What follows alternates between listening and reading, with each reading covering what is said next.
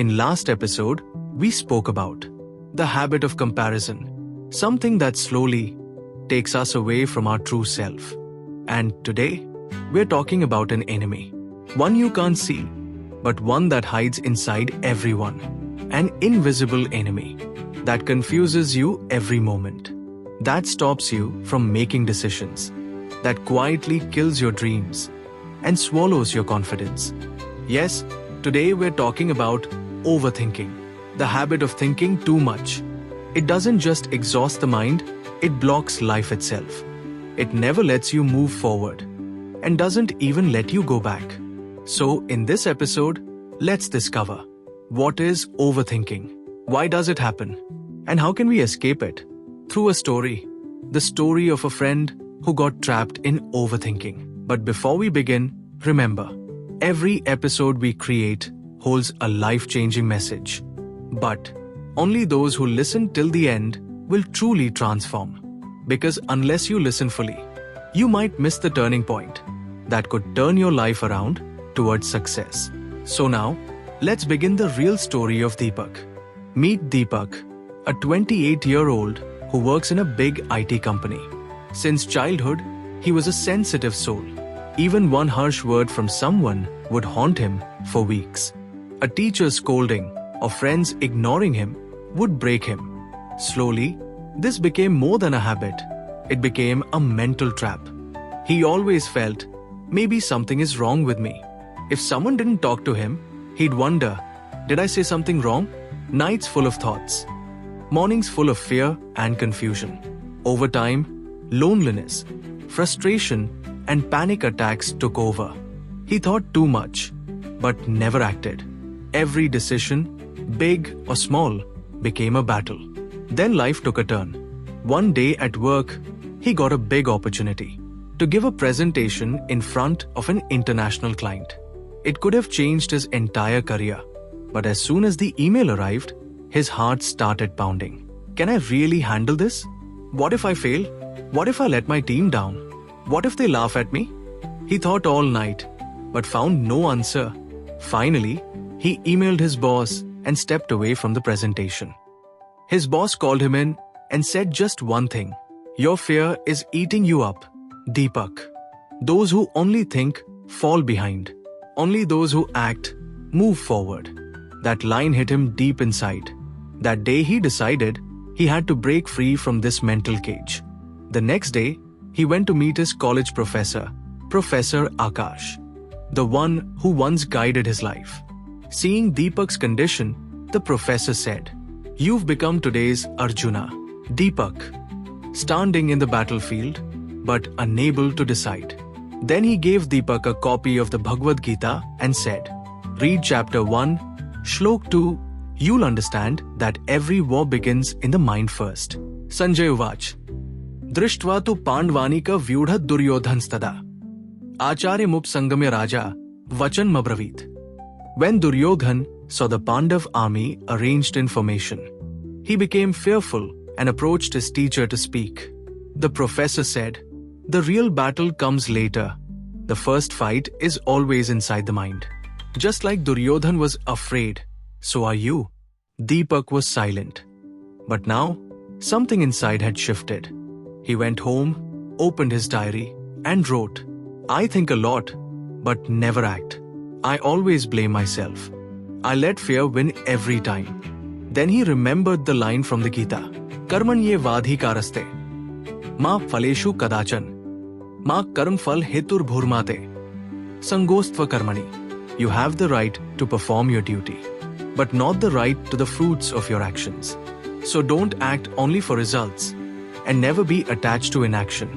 For the first time, he felt this line. It was like a chain broke inside him.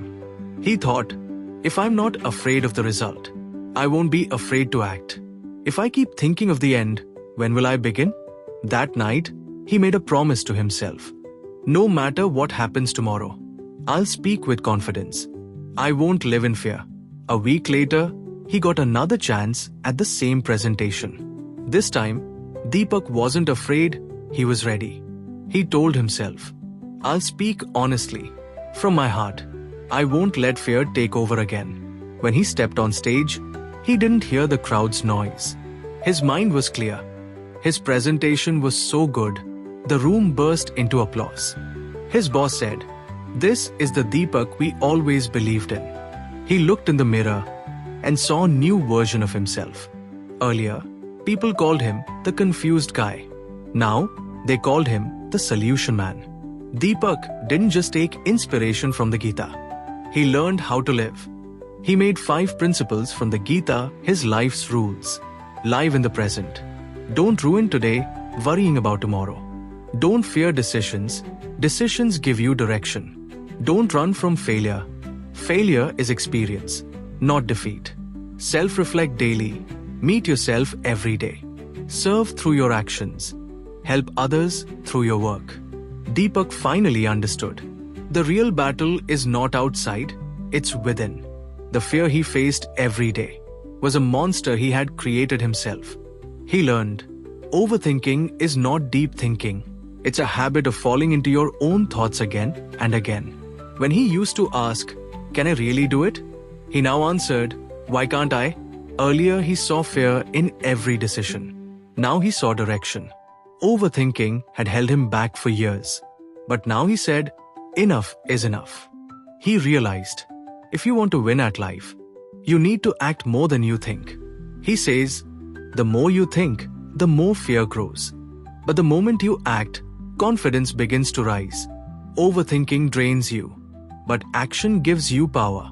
When you keep thinking, the path looks blurry. But take one step, and it starts to clear. Deepak says, the moment I took that first step, I left my old self behind. He won the hardest battle, the one inside his own mind. Today, he doesn't just motivate people. He teaches them how to step out of thought and into action. Now, Deepak runs a unique workshop called Overthinking Detox, where thousands of youth find clarity and courage through the Gita. In one of his videos, he said, if you overthink everything, know this.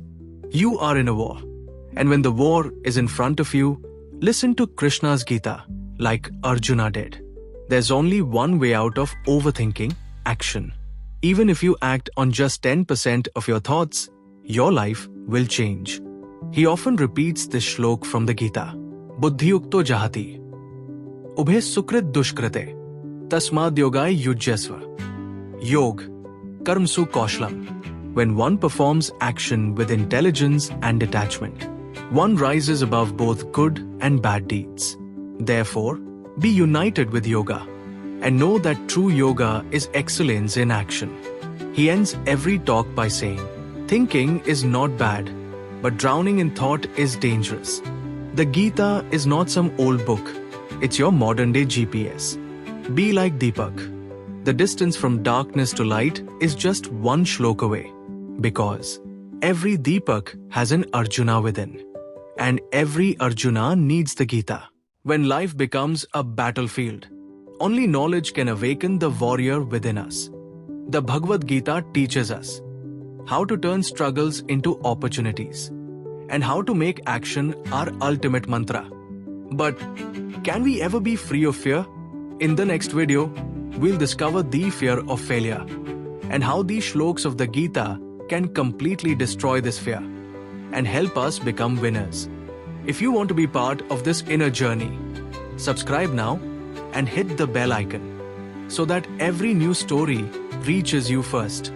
If today's journey felt valuable, do like this video and share it with someone who needs this transformation. Because when one person changes, a whole story changes. And always remember, never underestimate yourself. You are that spark that can light up even the darkest room. Every morning brings a new chance to rediscover yourself. Tell us in the comments, how did today's episode make you feel? And what topic should we explore next? Wake up your inner strength and begin this new journey with us. From all of us at B Sawaant Group YouTube channel, thank you. Hare Krishna.